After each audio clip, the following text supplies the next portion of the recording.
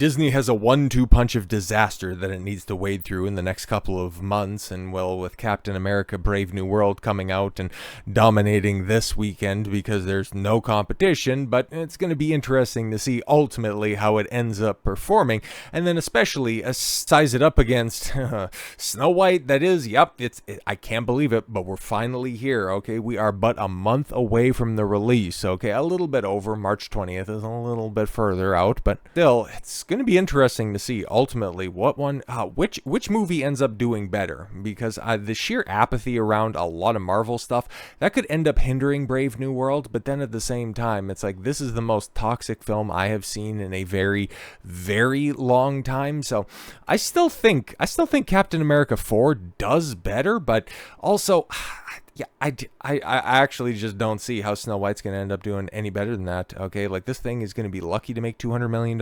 I think we're going to see Marvel's levels of return on this one, because the film is just so toxic, and this isn't just in internet circles. Like, the normies are hopping in on this one because both Rachel Zegler Snow White live action trailers hit 1 million dislikes on YouTube as backlash over the star's behavior continues. But yeah, at least to Rachel Zegler's credit, haven't heard her say anything about it recently. But then again, the press tour on this, it's kind of like how, Marvel, just to harken back to them here real quick, how they've just decided to kick the promotional tour for the Thunderbolts into overdrive even before Cap 4 hits the theaters, which is wild, okay? Because in order to hype up their movie that's coming out, like, they didn't do a Super Bowl spot for Cap 4, which is coming out the subsequent weekend. They decided to shift focus to the Thunderbolts, which is, it's just so wild. It's almost like they've seen the Eternals. Oh, they've seen the Eternals and they've seen the response to that, and it's like, oopsie daisy, we aren't doing that again. But no, they have their own internal polling on that and goes, oh, the die's already been cast on that one, man. We're going to be losing our asses. We tried to feed this bogus budget to all of the rags that are out there, $180 million. Nobody's buying this shit. Nobody's going to come watch our fucking movie. We're just going to have to take the L and move on. Okay, so what's our next major release out there? Snow White. Shit. Disney's live-action Snow White remake has reached another milestone, but it's not the kind studio was hoping for. As first pointed out by Breitbart, both Snow White trailers have now surpassed 1 million dislikes on YouTube, signaling a continued downward spiral in audience reception.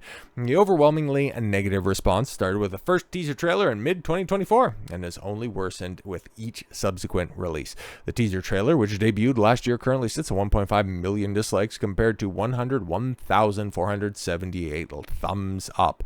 Not a great ratio, but I've seen worse. The official Snow White trailer, released in December, has fared no better, amassing over 1,015,508 dislikes, while struggling to gain even 40,530 likes. Yeah, that's a little bit worse, okay? Like, there's no way to polish that 95% negative turd. That's a wrap, kids. Meanwhile, the Christmas Day sneak peek where, Zegler's warbling through some new original song, and it's like, oh, okay, cool. That one was met with sheer apathy. Yes, showcasing Rachel Zegler's song Waiting on a Wish, because she can't be seen waiting on a man, because that's an 85-year-old tale, and that would be weird. It has also been met with an overwhelmingly negative reception, with 45,000 dislikes, dwarfing a meager 4,875 likes. Yeah, that just shows you that apathy is kicked in at this point, and there's no saving it after this, okay? Like, everybody got, all of the jokes out, okay? They dogpiled the movie. They review bombed the trailer, but at this point in time, like, you've got something that you could actually market this film on. Hey, we got some chick who can actually belt out a couple of tunes, but nobody cares. Okay, we got a brand new original song for our unnecessary live-action remake. Why is nobody checking this out? Why is nobody engaging with it? That's real sad. But compounding Disney's embarrassment, this right here, and the fact that there is 2 videos on this. Okay, the viral parody video that transforms negative audience comments into heavy metal song has gained nearly far more likes than any of the Snow White official trailers. Yeah, because the first one, like the comment section video, oh my god, like, that shit is hilarious, by the way. That has several million views, both of the songs. I don't know if they've made another one, or I'm sure that they probably have plans to whenever we get another round of interviews, because, those are going to be just showing up very shortly. Apathy may be Disney's biggest enemy. While initial outrage over Snow White fueled engagement, 2023. Oh, man, we've been talking about this for 2 years, and it is just about to release, and it's going to be the flop that everybody anticipated it as being. Like I said, I cannot foresee anybody bolstering this film. Okay, Disney's not going to fortify it. They're just going to try to skate quickly over thin ice. They know the damage has already been done on this one. There's no saving this project, bro. Snow White's promotional material has only been, has only repelled potential viewers, which each trailer generating less buzz than the last. Yes, Disney's troubles won't end with public reception. The film's production has also been plagued with multiple issues. Reports indicate that Snow White's budget has ballooned past $300 million, yes, due to multiple reshoots and creative overhauls. Yeah, no, but I'm sure they're going to come out here in the next couple of days and say, hey guys, don't worry, the budget, it was only $180 million, because now we're starting to see the first round of projections, and well, they are, they're bad. They are really bad. So in this case, if you're rooting on anybody, or if you're a betting man, okay, if you're a betting man, you're trying to figure out who's going to end up having the highest stock at the end of this film. Is it going to be Rachel Zegler? Is she really just going to absolutely nail this role and surpass everybody's exceptionally low expectations? Or is it going to be Gal Gadot finally figuring out what it is to be an actress at the ripe old age of 40? I would say safe money is very likely to be on the Poison Apple, which is going to be the fan favorite 1000%, because yeah, these projections, they're worse than Cap 4, ladies and gentlemen. Disney's Snow White live-action remake starring Rachel Zegler and Wonder Woman's Gal Gadot. She's not going to be saved by the prince. No, Snow White, put it down. Give me the stone. Give me the stone. Why do you want to take me on? Is it because of your guilt? God, she's so bad. Like, Ziegler's just awful, but Gal Gadot she cannot act, bro. Like, this is going to be so bad. Will release in theaters next month. Box office projections for the films are now out, and there's reason to be concerned and optimistic. To be optimistic? Yo, Game Rant, come on, man. Disney's Snow White is the latest in the company's long line of live-action remakes. Yeah, and it's interesting, right? Because Mufasa ended up, well, it still lost money, right? Because it was still a $200+ million budget, and it just barely cracked $500 million. It's been a minute since I've checked in on that one, but yeah, it lost money, or it might have broke even if they're just keeping it in theaters long enough. So that's probably enough reason for Disney to continue this trend of live-action remakes, which, yeah, there's still a couple more to come out this year. So this one could end up just being an aberration that Disney just, tries to kick to the side as quickly as possible. I don't know if they have anything.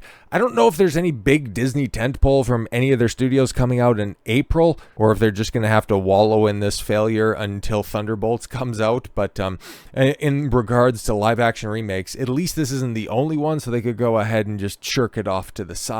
Like the Lilo and Stitch live action, I think that's early summer, right? And then at the end of the year you have Moana. Both of those are just like, they're gonna make way too much money for just trash movies that are going to be coming out. And then you've also, from a different studio, but the exact same stuff, you've got DreamWorks doing How to Train Your Dragon live action. And it's like, oh god, this repetitive meta cycle that is just ground culture to a halt in past 20 years, where everything's just a reboot, a sequel, a prequel, a midquel, an embarrassment-quel. It's just going to continue, because look at the release schedule. Look at everything that's coming out this year. You got Mission Impossible, what is that, 8? A third Avatar movie, Fantastic Four. I mean, everything is a iteration on these old archaic franchises, and there's nothing creative going on in Hollywood, but that's another topic for another time.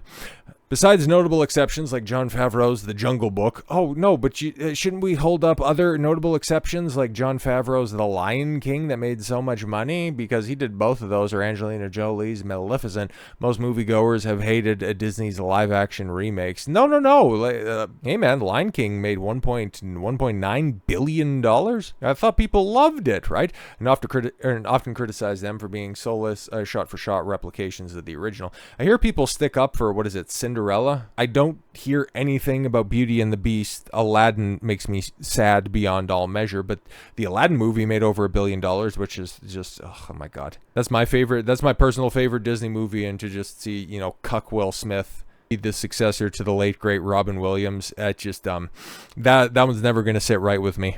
But anyways, Disney could generally expect box office success from these remakes, although recent entries like Little Mermaid, proved this was far from guaranteed. Yeah, but all of these movies, you're not hitting on the main thing, but of course these are access websites reporting on this stuff. This shit's trash, bro. It's really bad. Like, everybody who reviewed Little Mermaid just said how awful the script was. Like, just sidelining the prince, making old wall-eyed Halle Bailey just the girl boss that everybody knew that she needed to be. And how King Triton was wrong. And you had Javier Bardem play King Triton, and you couldn't even use him to his fullest. Like, what are you guys even doing over there? You throw around all of this money, and then you have these very accomplished actors and actresses just recite lines that are written in drool and crayon. What are you doing? But now a box office projection for, yes, a Disney Snow White. I've left you hanging for long enough. Let's take a look at the actual numbers on this one. Okay, per Deadline, Quorum reports that Disney Snow White is on track for a $63 to $70 million 3-day opening weekend.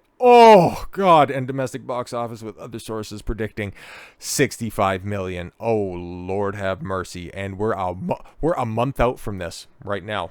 You think that's going to end up going down? Because this weekend, we're supposed to see Captain Black Falcon America Man make somewhere, because it's the extended long week. That's crazy, because it's going to be Family Day, because we have Family Day, not President's Day, because obviously up here in Canada. So we got a 3-day weekend on the horizon, which I just connected the dots on because Captain America was going to have a 3-day long weekend. So they're anticipating maybe hitting 9 digits for the full 4 days. But in a wide open March, you've got the quintessential, the seminal Disney movie not being able to hit those minuscule numbers. Is going to be interesting, because I don't see Captain America performing all that well, even with the holiday, even with the lack of competition, because it's to a lesser extent, it's got the same level of apathy around it that Snow White does. There isn't as much bad will, even though Anthony Mackie did try his hardest here, throwing that late Hail Mary of Captain America doesn't need to represent America. I think that's going to be a good bellwether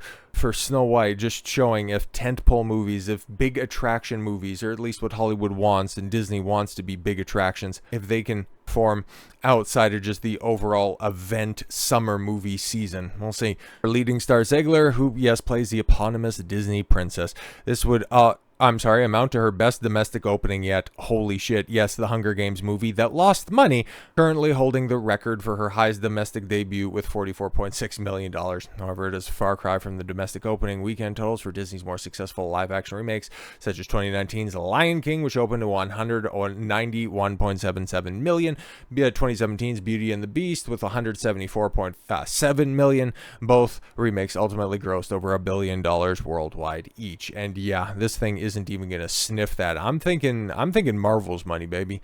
If Quorum's box office tracking numbers hold, Snow White will open behind 2023's Yes, Little Mermaid, which just stayed in theaters long enough to eventually break $400 million, but that was still a big money loser. The latter debuted domestically on Memorial Day weekend, so yeah, it got that May slot with a $95.6 million over 3 days and $118.8 over the 4-day frame. No, it was considered a disappointing box office debut, and yeah, just to compare and contrast that, given the same formula, Cap 4 is only supposed to get, oh god, what's the high-end estimate? Still 105? Yeah, it's not hitting that. It's not hitting that in 4 days.